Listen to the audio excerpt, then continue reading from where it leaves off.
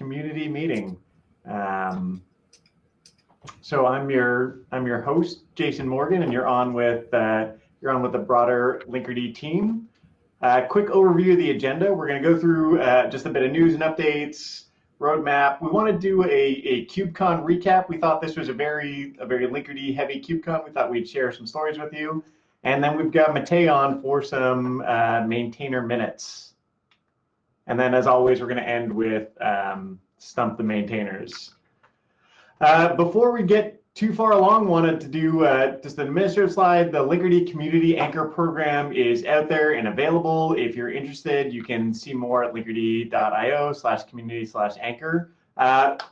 Help you kind of share your story, whether it's writing or editing things, getting your presentations out there, or any other way that you're looking to tell your Linkerd story. We'd love to hear it and love to help out. And for anyone that hasn't done it, the 2021 Linkerd user survey is out. Right, like one of the talks we're going to go over today was a story of how one of the Linkerd users really helped drive the direction of the project, right? And you know, the best way we have for understanding what it is that people want out of Linkerd is tools like this survey. So it would really help us a lot if you could fill it out.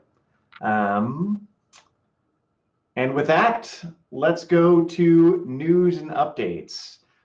First and foremost, want to start with an article that just got published today on Linkerd performance benchmarks. I'm going to hand that over to William. Oh, I gotta start. Okay. Do we have the ability to like pull up that blog post at all? Give me just 1 second. So yeah, we, you know, for those who have been following Linkerd for a while, back in 2019, there was a company called Kinvoke that actually just recently got acquired by Microsoft. So congrats to them. That we asked to evaluate Linkerd's performance. And to produce some public benchmarks. So that was 2 years ago. They did that. They benchmarked Linkerd, they benchmarked Istio, and they benchmarked no service mesh. So you could get kind of a sense of what the resource consumption was of each of those options, plus the additional latency. So those are kind of the two types of costs. There's like CPU and memory consumed. That's a cost that you're going to pay as a service mesh operator. And then there's a latency introduced by the service mesh. That's a cost that your users are going to pay. So back in 2019, Kinvoke, you know, produced that benchmark. They published some results. Linkerd was faster and smaller than Istio, and basically every way except I think one, the data plane CPU consumption in 2019 was higher for Linkerd than it was for Istio. So what we've done, and a lot of this is thanks to Alejandro, who I don't think is here today, but he did, you know, most of the work, is we've rerun those benchmarks with the latest versions of Linkerd and Istio both. So 1.10.0 for Istio and 2.10.2 for Linkerd. Same benchmark. There's been some updates to the actual benchmark script itself that Kinvoke has done over the past 2 years, but basically tried to make it as similar as possible. Same environment. Kinvoke used Packet. We used Equinix and Metal because they acquired Packet. But basically tried to, you know, do the same experiments with the same set of with the modern versions of service meshes. And what we found is, if you scroll down a little bit, you know, let's actually go to the third latency graph because they're all kind of similar. We tested under 3 conditions. That last one there is kind of the exciting one, which is at 2,000 requests per second. Huge difference in latency between Linkerd and Istio, especially in tail latency, which is what's important for distributed systems. So really kind of dramatic difference in performance between the two meshes. So that's great. You know, already kind of the, you know, the story we were familiar with from 2019. But the other kind of really cool bit, if you scroll down a bit, we'll get to resource consumption, and we'll see that Linkerd actually, if we look at those 4 graphs there, blue is Linkerd, orange is Istio. Obviously, you can go to the blog post and like look at these things. You know, and we have the raw data available too, and we have, you know, the instructions for how to reproduce this at home if you have some spare clusters. But a huge difference in resource consumption between Linkerd and Istio, especially in the data plane, which is kind of the most important part of the service mesh. So those bottom 2 graphs are the CPU time consumed and the memory consumed by Linkerd in blue and by Istio in orange, as reported by those Kinvoke benchmarks across the 3 conditions. So really a pretty dramatic difference with Linkerd being not only faster, but also consuming like, an order of magnitude fewer system resources. So that was super cool. This blog post is live as of today. Like I said, we've got the raw data if you want to download it. And then we've also got the ability, the actual reproduction instructions if you want to try this at home. And then some notes in there, because we had a bunch of trouble trying to find an environment that was actually able to produce consistent results. A lot of the clusters we tried and the different data centers that we tried would produce a huge variance. Even in the case of no service mesh, you'd have like a huge difference in latency between runs. So we finally found an environment that was really able to produce consistent results, and then we and reported what we found. So that's the update. Check out the blog post for more, and then obviously very interested if anyone reproduces this or tries to reproduce it in their own environments. Definitely interested in hearing what you find. Awesome. Thank you so much, William. So going back, before we do roadmap, only other big news and updates, we've had edge releases as well as 2.10.2 since the last meeting. So Linkerd roadmap, I'm actually going to hand it over to Oliver. Cool. So for those of you following along, there's probably not too much to update here. I would look at there's a roadmap doc in the repo where we've kind of published the higher level goals, but I can give you some updates in terms of what we've been focused on for the 2.11 milestone. First of all, there's been a couple issue reports, small things that probably shouldn't be. We backported for user facing, but most of the changes we've been doing are either only affect edge releases or don't actually cause correctness, or are more just kind of edge case bugs and not impactful user-facing bugs. We've been focused a lot on kind of a few streams of work. One is policy, so adding access control to Linkerd. There's a design, there's a repo up in the Linkerd org, Polixy, P-O-L-I-X-Y, that has a design doc and there's some discussions there, and we're starting to work through kind of the first version of the controller there and some of the proxy logic. And so we've been going through lots of testing there, getting that kind of hardened. That's going to probably, well, at this point, it's very likely to be our first control plane component that's written in Rust, which is kind of a big step. So we've been learning a lot about the kind of patterns for writing Rust controllers as we do this, which has been some of the learning exercise and where that time is being spent. We also have a PR up that adds retries for requests with bodies. So specifically Grpc is what we're targeting here. This has been a hole in the retry implementations we have, and it's been kind of a common thing we've heard in the surveys and things like that. So that was something that we prioritized here. That should be probably in next week's edge release if things continue to go well. But that's in review right now on proxy.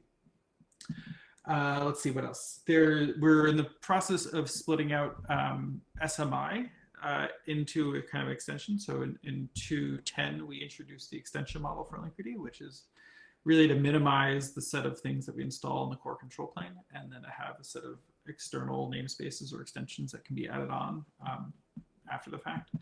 So things like Viz and multi-cluster and Jaeger are all part of that extension ecosystem, and we're going to move our SMI support into a similar extension space.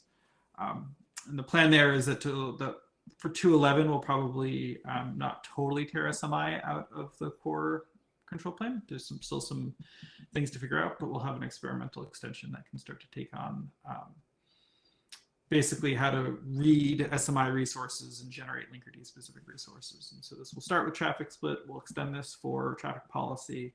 And then, as SMI evolves, that can kind of evolve independently from the core Linkerd control plane, which, our focus there over the past couple of releases has been to make that really minimal low footprint, changes somewhat infrequently, so that we can kind of separate testing and release cycles for a lot of the other features. Additionally, we've been working on adding multi-cluster support for headless services and for stateful sets specifically. So this has been another common request we've gotten to support. Our multi-cluster implementation works by kind of syncing services across cluster boundaries, and that has not worked with headless services where there's no server IP. And so we've been slowly adding support for there. Again, that'll probably be experimental in 2.11. And we'll be looking for feedback and testers there. And finally, I guess the other thing we've been spending a lot of time on unexpectedly is testing. So GitHub Actions has had a kind of number of very visible outages recently, and performance there has been a bit slower. So we found that we have to do quite a bit of investment in testing and simplifying our tests, and we haven't really updated our tests to entirely reflect the extension model. So to kind of be able to test components separately is probably a bit of ongoing work that we'll be doing. And there's probably room for contributions there. Awesome. That's really exciting. I think testing's pretty neat. So good to hear that that's like getting refactored and that you're looking for help. All right. So here we're going to do kind of a Kubecon recap, right, where we talk about some of the talks that have happened, and Charles and I are going to switch back and forth on this. So why don't you go ahead and kick us off, Charles? Yeah, thanks. So this is a fun thing that I think we're doing. So in the last meetup, we talked about all of the upcoming talks that were going to happen at KubeCon. And so in this one, we're going to talk about how they went and some of the key takeaways. The goal here is for you to still watch them so that you can see all of the important content in there, but also just to distill some of the information for you. So the Rust talk that Oliver gave was part of one of the, I guess they call them side conferences or side events. And I don't know the exact name of it. It was Rust World at KubeCon, I think, or something like that. But the takeaways from it were that applications can be written in high confidence and memory safety and reliability. Something that I've been thinking about a lot recently is that systems programming is different than application programming. The reason that I think about this is because I come from the world of application programming, and Linkerd is very much systems programming. So it requires a different language, and this, I think, is something that goes unstated. And I'm glad that it was mentioned, that Oliver mentioned it in that talk. Rust provides a safety net, and in addition to that, there are underlying crates, which are, you can consider libraries, packages in the Rust ecosystem that offer mature networking functionality. So you don't, if you want to build your own networking applications in Rust, you can use those crates. And one to watch that Oliver mentioned is KubeRS. This is client Go for Rust. There's part of me that's really sad that it's not called Crust, K-R-U-S-T, which maybe there's something that's already named that. But, oh, okay, Oliver, I see Oliver nodding over there, so, okay. But yeah, it's a good talk. I highly recommend listening to it. And if you're like me, you watch a lot of videos in like 1.5 or 2 times. And I have to say, Oliver is very animated at that speed. So have a look at it. Awesome, thank you. So staying on theme here, we had a panel discussion, Rust in the Cloud. So it goes back to what Oliver was saying earlier, right? There seems to be a lot of future for Rust, and the panelists in this discussion really emphasized that. So great talk, really worth watching. An interesting dynamic between everyone that was a lot of fun. But the takeaways that I got from it is, if you're looking to adopt Rust, one thing that's really nice about it is it front loads a lot of that maintenance burden for developing applications, right? So you put more on yourself at writing time and less when it comes to running the app actually in production. Seems like a pretty smart trade-off. The other thing that all the panelists agreed on is, Rust makes it extremely secure and extremely performant to write these native applications, kind of for whatever you're doing, right? And that performance could be because you're looking for a proxy to go really fast, or that performance could be that you're looking to keep your control plane or another application really small so that your cloud costs are down. Thing that a lot of folks said is there's still a heavy learning curve, but they had two big takeaways to go with that, right? While there is a heavy learning curve, there's better and better materials out there for those that are looking to learn it, and that the developer tooling is actually really, really powerful and really rich, right? And that folks understand that making a better developer experience is a key part of that Rust language. Right, and along with that, the panelists seem very optimistic that we're going to see more investments in the language going forward. And now is a really good time to get in and give Rust a try if you haven't. Oliver, is that consistent with your thoughts? Yeah, there we go. Sweet. So another one of the talks was Pennsylvania State University. Dom DePasquale and Sean Smith talked about how they used Linkerd as part of their application to schedule 68,000 COVID tests for the university with Linkerd for the students there.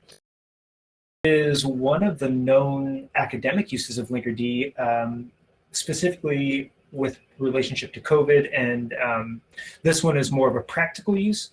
If you saw our meetup where Sergio from Guatemala, who is a professor down there, uses Linkerd as part of his curriculum, and they built an application to track COVID. So really cool work being done, not only in the academic space, but in the COVID space. And this is one of the example of that. They used Linkerd because it met the project requirements. So let me take a step back. One of the takeaways is why they use Linkerd. It met their project requirements. Less complexity, the mutual TLS, the free retries in the application. Of their requirements, the observability feature was the most important to them to see their application health, their service health specifically, as well as the latencies. And the video includes an excellent multi-cluster and traffic split demo. So we see a lot of folks in Linkerd Slack getting in, experimenting with multi-cluster. And so if you are one of those folks, have a look at this video because it breaks it down into some pretty simple terms in a real-world practical application. Yeah, just to expand on that, a lot of these talks came with really good repos. So one thing that we are not including in here is a bunch of links. So we'll try and send that in the next newsletter. But a lot of these talks came with not just the content, but then repos so that you can reproduce some really cool things with traffic splits. So on that, rapid experimentation simplified with Linkerd is a great traffic split demo that you can check out. So this is from Alex Jones, who's over at Civo Cloud, but originally was written in the context of the work he was doing over at JPMC, and basically it was a bit of a manifesto for why rapid experimentation is so important, especially if you're a large bureaucratic institution. And Alex's point throughout was really that you can, even as a large enterprise, even as a financial institution, you can do this sort of rapid experimentation. And the tools that you get from a service mesh make that easy, especially traffic splitting and like standardized observability, right? Standardized metrics so that you can really compare when the new service comes out, is it performing better or worse than the old one? Comes with a great repo for reproducing what he did. And it just, his point was that with using Linkerd, using Vishnu, I think we can probably post that in the chat. So Vishnu's just asking if someone could send the link to the talk from Dom on the COVID testing. Anyway, it allowed their operations and QA teams to build out experiments in their pre-production clusters, and he recommends, depending on your risk tolerance, moving it even into production. And now back to Charles. Yeah, so to tag on to that, I think one of the really cool things about Alex's talk is that we were talking about an industry that requires regulation, and Linkerd out of the box gives you that MTLS, which these companies, whether it's financial or telecom or whatever it is, they need it. So it's, again, using the features that are available that come out of the box for solving real world problems. So tap, debugging an app. This talk is given by an up and coming superstar in the service mesh world, our own Jason Morgan. The key takeaways here: Linkerd is great. Tap is a tool for inspecting traffic as it flows through the service mesh. I learned yesterday of, we'll talk about extensions a little bit later. I learned yesterday about an awesome extension that one of the team wrote called Tap Shark. I'll link it to it in the chat here, but the way that extensions are being built and integrating Tap as an extension is really cool. And one of the things that Tap offers is mean time to resolution in it. So you get meaningfully shorter mean time to resolution with debugging tools like Tap. And so Linkerd itself, through observability, gives you quicker mean time to detection. So putting mean time to detection and mean time to resolution together all comes as part of that reliability offering that Linkerd gives you. So this was a great talk. It's near and dear to my heart because I think I've given it myself a few times. But you learn all about Emojivoto, about debugging a Grpc application with Linkerd. So have a look. It's great. Jason is fun to watch. Thanks so much. Creating chaos in the university with Linkerd and Chaos Mesh.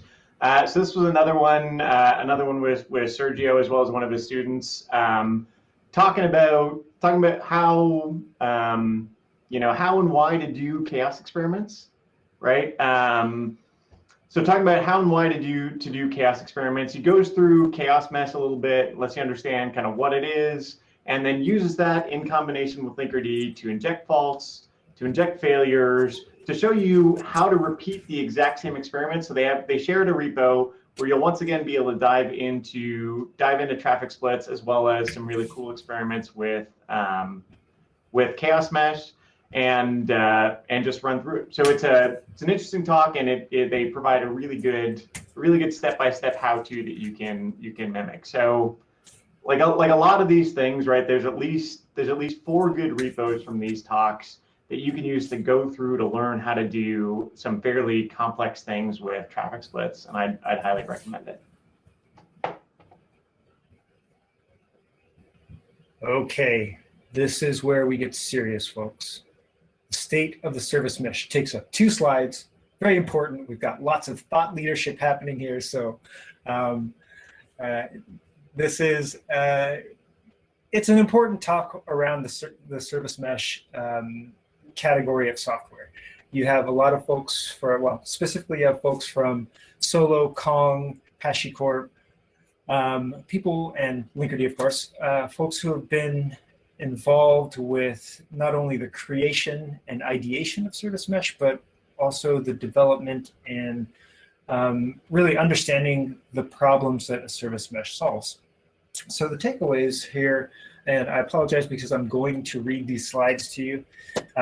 They ask 4 or 5 questions, and the answers are distilled here for you. It's, again, a video worth watching for sure. But so the first question that Lynn asked was, how should users decide if they need a service mesh? And really the takeaway is when you have a team that can manage the service mesh, that's important because it should be transparent to your developers. And also that platform team, if they're writing bespoke code that is already provides features that the service mesh offers, that's when you need to consider whether that is time well spent. And so those are certainly not the only ways to decide if an organization needs a service mesh, but it is there are two ways to determine, or 2 good questions to answer. to determine whether a service mesh would be useful. Is service mesh becoming easier for enterprises to adopt? And I think there are two aspects to this. Socially within a company, yes. And we'll talk about this. This ties into one of the other questions. There's a little bit of overlap there. Practically, it's not more difficult, which is not to say it's necessarily easier. In the ecosystem, as service meshes become more popular, there are more vendors, and that means more decision complexity. While it can be complicated or complex to decide what to adopt, I think the process of deciding should an enterprise adopt is easier than it was two and a half years ago when I first started getting involved with the service mesh. Okay, here we go. So what is the state of the service mesh? And this is what I was saying that ties into the previous question. There's a better understanding of the concepts and the technology. So when I first got involved with service mesh, the question was, do I need a service mesh, or even what is a service mesh, or why do I need a service mesh? And now the question we're seeing being answered, and this started as early as last year, is when should I adopt a service mesh? And that ties into how easy is it to adopt a service mesh, or is it easier? And the things that make this possible are there's just more content and experience out there. Again, folks like Jason are producing content, but we also have case studies for, if you saw our last meetup in April, the folks from LCAP posted their case, they talked about their case study. And so that's just one example of the content that's out there that shows how Linkerd and other service meshes are solving real world problems. And going forward, I think the question is going, and this is pointed out by William during the panel, it's really what are people going to build on top of the service mesh? In my opinion, the table stakes of what it takes to be a service mesh are out there. The requirements, the features that what any category of software, that the problems that it solves and the features that it offers, that's normalized. I think it's pretty standard these days. Now it's what are people going to build on top of it? And that's the interesting stuff. That's when I mentioned the extensions that Linkerd provides now, or the ability to create extensions. That's where I think we're going to see a lot of the power of the service mesh as it continues to mature. And so what's next for Linkerd? The immediate future, we've got policy coming out in 2.11. Oliver touched on that already today. And that's just configuring and enforcing rules for how services communicate with each other. And then we'll be encouraging folks internally, probably at first, and then externally to build their own extensions. And I can see some really good, useful extensions coming out of that. So that is the state of the service mesh. Interesting to watch, lots of thoughts and opinions. Be sure to check that one out too.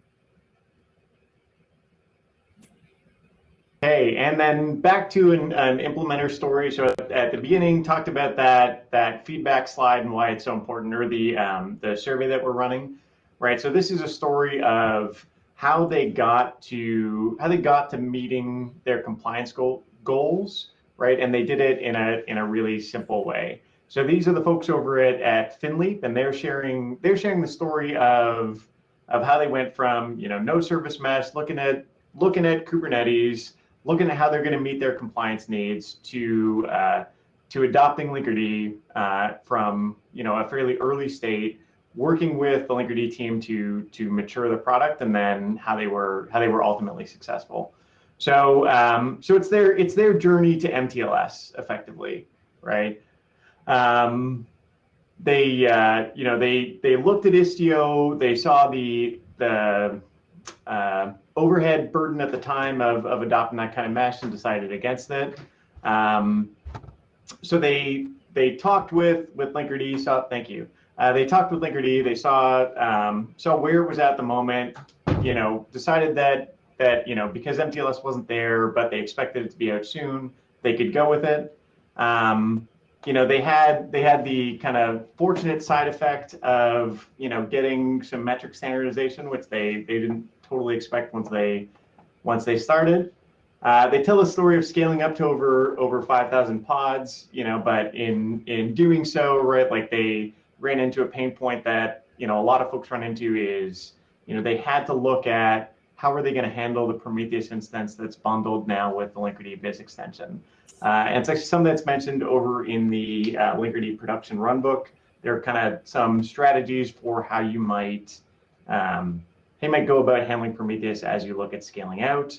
And then on their journey, right, they weren't just passengers, right? They were able to help and help drive the evolution of Linkerd, especially by influencing the way the cert manager integration worked. Really cool talk. I saw it live and then watched it again in preparation for this, and I would recommend it highly. I'll put it in the chat as soon as I have a chance. Yeah, so the next talk was seamless multi-cluster communication and observability with Linkerd, presented by Max from Linkerd. And this, the takeaways here is it's the second of two multi-cluster talks. So we're seeing the adoption, the use cases for multi-cluster becoming much more prevalent. This is a good breakdown of when it makes sense to use multi-cluster. Like, that's my number one takeaway from this. Max does a good job of talking about why organizations are considering the multi-cluster architecture, and it's got graphs. He did some data, or he did some research, got some data, made some graphs, and shows you the actual numbers of multi-cluster use and adoption. He talks about how knowledge, complexity, security, and networking are application and architecture pain points. And then he just gives you the journey of how they started with their requirements, they identified the problems and challenges, proposed Linkerd as a solution for multi-cluster, and then success, they deployed to production. And so another takeaway, going back to a previous slide, is it's an example of how proposing a service mesh has become easier. And this is what I mentioned in the state of the service mesh, when the question of whether it is easier to adopt a service mesh is, if it's easier today. And again, from the social aspect, when socializing Linkerd within a company, this is where it's become easier. So really good talk if you are, and it's technical too. So if you are looking to understand multi-cluster architectures and considering a service mesh for your multi-cluster architecture, this one does a great job of talking about how Max put Linkerd into their application.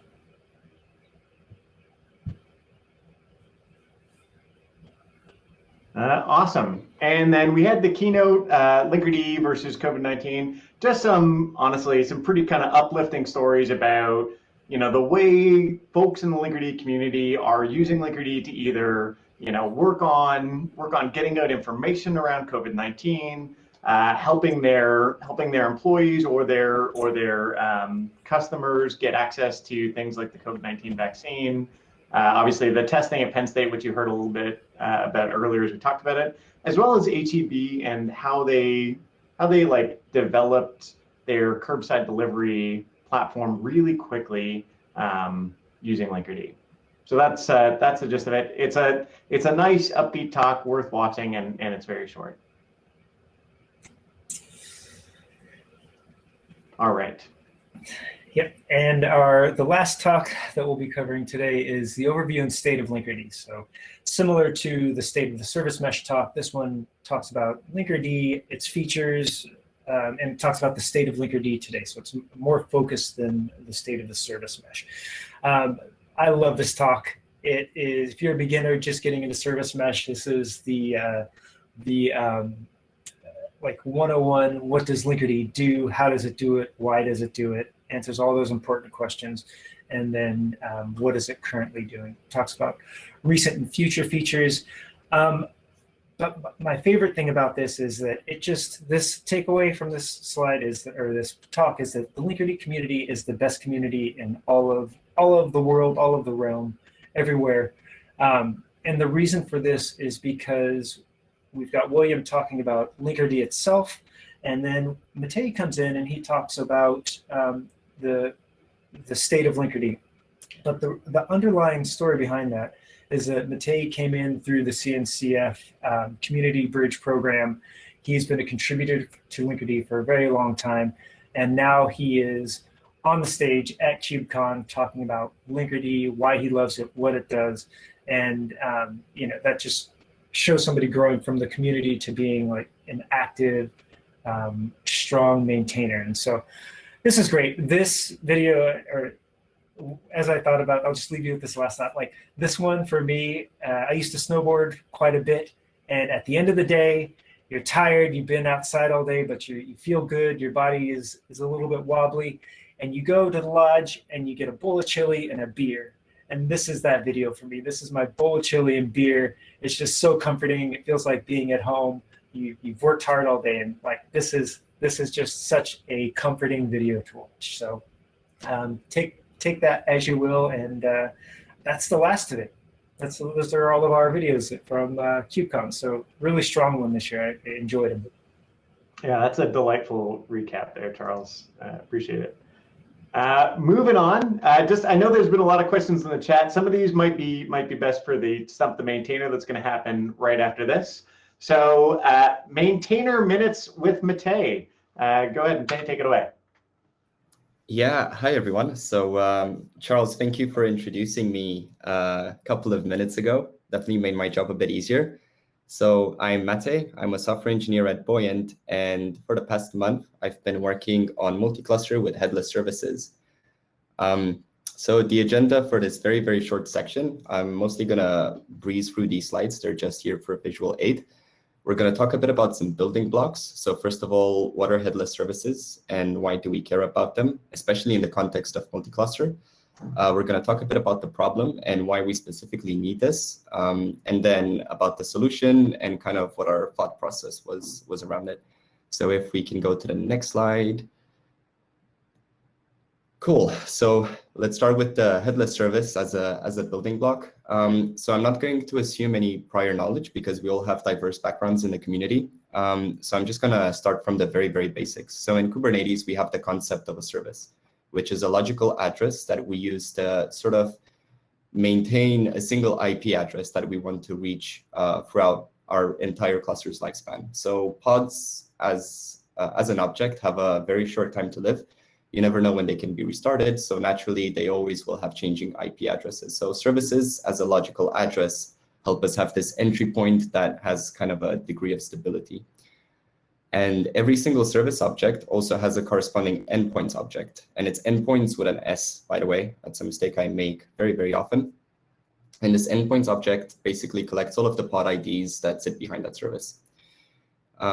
Most notably, a service, other than acting as the stable IP address that you can always reach, also provides load balancing. So whether that's through Linkerd or through Kubecon is pretty irrelevant to this specific topic. But it provides load balancing capabilities because it has that backing pool of pods behind it. A headless service, on the other hand, is a service without a cluster IP. So everything that I've just said is the exact opposite of that. It doesn't provide any load balancing. It doesn't actually do much. All it provides is just that stable network identity, but not behind an IP address, but more behind DNS. So to kind of exemplify, on the left there, I have a manifest that deploys a headless service. So this is everything that you have to do to just deploy a headless service. You have to put in the spec that you don't want a cluster IP. It's just none.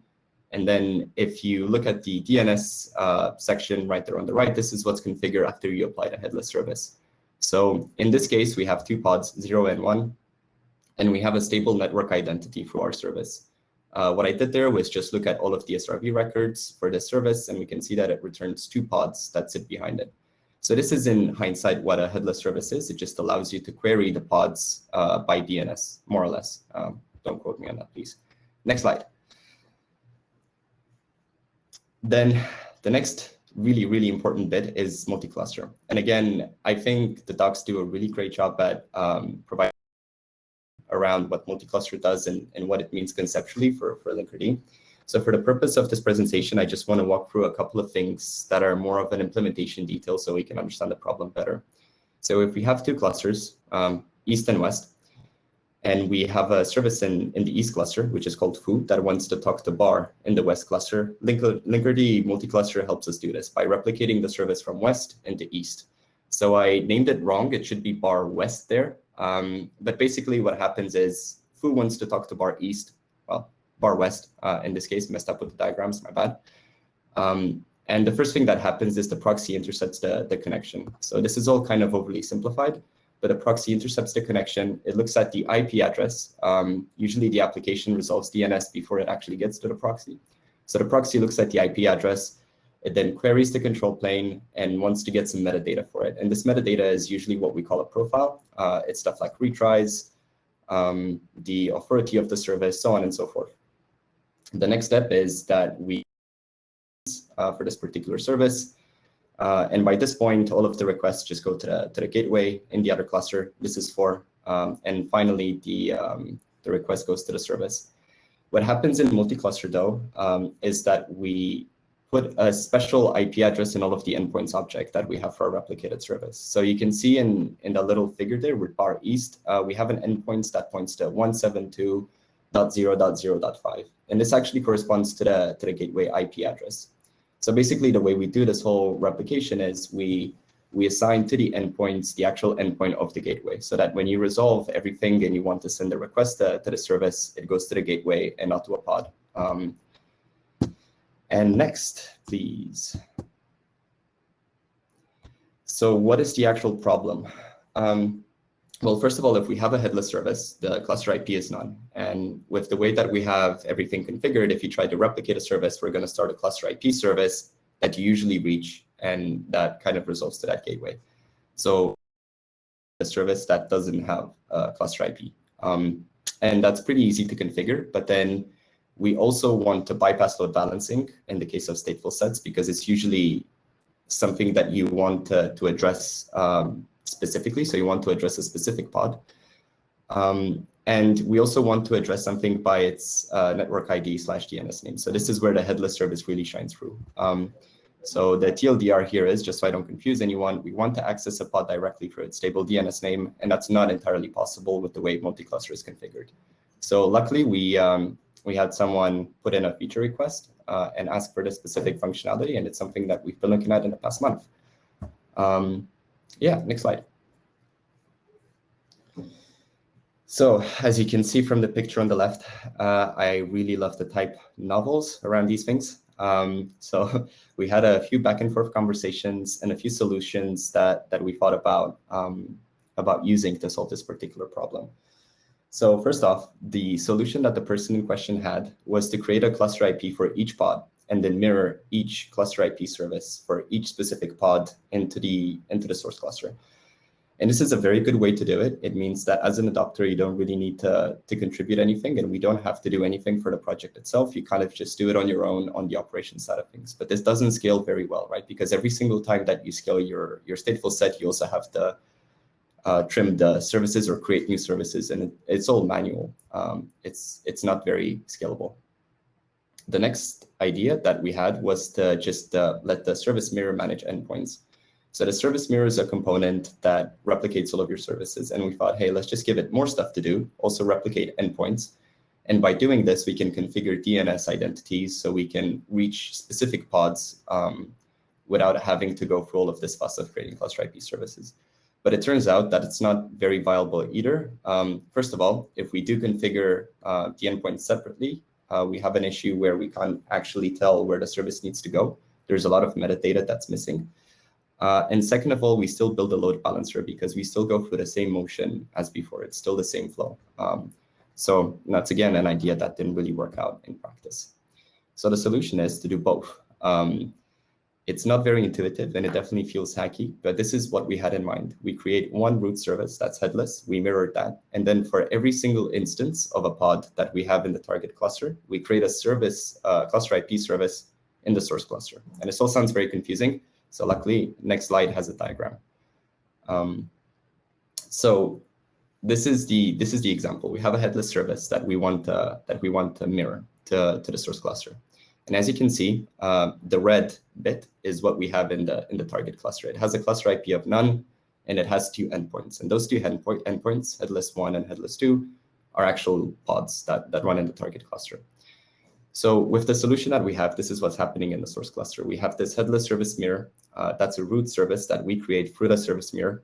It has a cluster IP of none, and it has also 2 endpoints. Both of these endpoints will point to a cluster IP service that we also create. And the cluster IP services, you can see them just below. It's headless 01 mirror and headless 02 mirror. The mirror bit would probably be replaced with the cluster name and the actual implementation. But those are 2 cluster IP services that run in your source cluster and that are managed by the service mirror. And then both of these services point to the gateway IP. So basically now what this means is that from your pod in the source cluster, you can address headless 01 mirror dot service dot default dot cluster dot local, just a fully qualified name. And that actually will lead to the gateway IP. And then you can also just hit the headless service directly, and that will have the same effect. So we basically tried to bring both ideas into one by doing this so-called service redirection, which definitely feels a bit hacky to do, but in the end, it sort of played out. That's kind of it for me. I actually don't have a conclusion slide. And I realized I went through this very, very quickly. And it's a bit tricky to talk about this because of all of the service this, service that. It just feels like I'm throwing buzzwords at you. So I think it's better if we just take some questions here. Once again, just to remind everyone, all of these things that I've just said are documented in GitHub. So there's an in-flight PR that's in draft mode. If you want to have a look at the solutions and at the implementations, please check it out. Otherwise, we also have the issue where you can kind of get up to speed with the history of the conversation. So with that being said, questions? Well, so that's actually a great segue for the next slide, which is Stump the Maintainer. Matej, if you don't mind grabbing the issue and just posting that in the chat, that would be really handy. Yeah, for sure. All right, folks, it's now your time. So I have a question about headless routing. This is the first time in my life I've ever heard of it.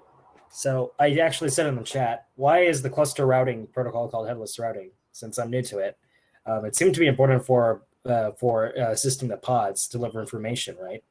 And I guess it also has a role in load balancing, but that's as far as I understood because it's the first time ever I'm learning about it. Do you want to take that, Oliver, or should I take it? We can. I'll say to start, like this is a Kubernetes kind of primitive and not a Linkerd specific thing. So there generally, when you create services in Kubernetes, there's a cluster IP, and that means that your application, when it does DNS resolution, just does resolves this one IP, and the proxy then can intercept that and actually do load balancing over its endpoints individually. And the important thing there is that the traffic is associated with a service, right? Whereas if you have a cluster IP of none, which is what's called a headless service in Kubernetes, there's no single IP for that service. And so when you get a connection, when your application resolves it, it will just get one of the pods in that directly. And the proxy, a Linkerd, won't be able to know whether you're talking to a service or directly to like everything's going directly to pods. So there's no service level metadata associated with that. And so that's kind of why this, our service discovery model is kind of really built around services, the service objects themselves and the service IPs, although all of the MTLS policy is associated with pods. And so we had to kind of figure out how to shoehorn the headless model for multi-cluster into the service model, which gives us IP information to hang policy off of. Is that what you would? Does that make sense? First of all, and then Matej, do you have anything to add? So the headless routing, it helps identify which service from the cluster you're talking to. Is that what you meant, Oliver Gould? Yeah. So I mean, the headless services don't have a service, right? And so for multi-cluster headless, we basically create a head per node per pod so that it can be routed properly. Okay. So there is one thing that I want to add that I think makes it easier to understand the whole thing. So normally in Kubernetes, the preferred way of doing things is through services because they're permanent and they're always going to be there. But one use case that kind of goes against the grain is with databases. So databases in general, you want them to be stateful, you want them to be long-lived, and you want to access a specific one, especially in a distributed system where you have different kind of eventual consistency systems like leader election or stuff like that. In those cases, you usually want to address a specific pod, which is not possible through the Kubernetes networking model because everything is load balanced. And a headless service just provides you that identity of saying, okay, I want to access this specific pod because I no longer go to any pod and load balance between them. So that's one way to think about it, to kind of try and make more sense of it. Mate. I have a question. So it's really a two-pronged question. One, as multi-cluster API and cluster lifecycle becomes more the norm versus like, maintaining one big shared consolidated multi-tenanted cluster as we do, or sets of clusters. We would expect more clusters when we layer in CI/CD and local developer clusters or hosted developer clusters.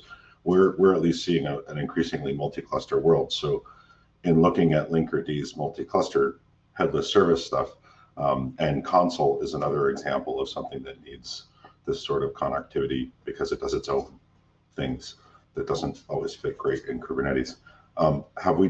Has there been any modeling of like, what is there like an exponential or a very steep rise in the total number of endpoints such that we have to start thinking about provisioning or monitoring different aspects of the Kubernetes cluster themselves as they have the increased load of like potentially a many-to-many service registration? Or am I kind of missing something? And then the kind of follow-on part two to that prong is have external name services. This is like a service that lives outside the cluster but is exposed inside the cluster, and is a common way that we have dealt with legacy monoliths that we don't want to run like an Envoy proxy or some other kind of, we're just looking at external names now, and we have used them in the past, but not in the context of Linkerd. So I was curious of how that plays into this approach. Yeah, so for external names, that the traffic is not, we have no specific awareness in the proxy. It's all just going to be kind of, random IP addresses without metadata associated with them, which is fine. We won't break it, but we won't do anything special with external names. We may, I do hope that in the 2.12 or 2.13 timeframe that we start to allow the kind of attachment to policies to external resources, but we haven't gotten deeply in the design of that yet. And as for the other question, which is a bit meatier about kind of how does multi-cluster scale, especially for dealing with pod-to-pod communication, right? And we're kind of going, there's two things, there's some tension here, right? One is that Kubernetes gives you a flat network for a cluster. And what most of these, like what our headless implementation, for instance, is doing is like creating a fake flat network, essentially, right? Like we're creating IPs in one cluster to basically reflect IPs in another cluster. So this kind of gets into like, should we be supporting flat, like is Kubernetes going to have ways to do kind of flat networks across multiple clusters? And this, so a lot of this stuff we kind of see SIG networking and Kubernetes specifically taking like the reins of how that's going to evolve and scale. So things like endpoint slices become a lot more important than that. So you're not doing resolutions on huge sets. But our approach in Linkerd has been to find solutions that work in the interim while we let the standards bodies deliberate and put things to alpha and move that forward. And so, with the multi-cluster headless implementation specifically, we're not targeting that to be like production ready in the first bat. That's going to be like an opt-in thing that we have to kind of prove out. So I think there's we're mostly curious to see what SIG networking is going to propose as like actual standards for these things. That's fair and makes total sense. Thanks for the candor. I mean, in the back, as an aside, part of me thinks if only there were a way to have globally unique addresses that would scale for the planet, you know, Right. IPv6 or. And on that note, like what we do in Linkerd does target IPv6. It's But just that's dangerously close to whining. So thanks for the answer. yeah. No, like we in Linkerd we're ready for, well, mostly ready for Kubernetes to support IPv6, and we won't have to make many changes. The problem for us right now is like it's virtually impossible to set up an IPv6 enabled cluster for testing even. So like. So with that, actually, we're about at time, so we're just gonna wrap up and close out here. So again, you've probably heard of it. If you're here, likely familiar with all this, but Linkerd service mesh. Go find us on GitHub. Always trying to collect new stars. And oh, I thought we had a link. Yeah, there we go. Perfect. We've got a link to the community. So if you like this and you want more conversation, please join our Slack at slack.linkerd.io. If you're looking for the repo, github.com/Linkerd will get you all the different Linkerd repos.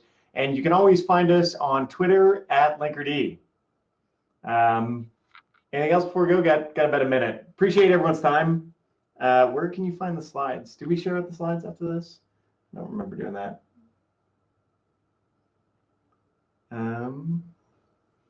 Yeah, I'm not sure. Ram Prasath. But yeah, if you can join the Slack and send me a message or send any of us a message, be happy to find them for you.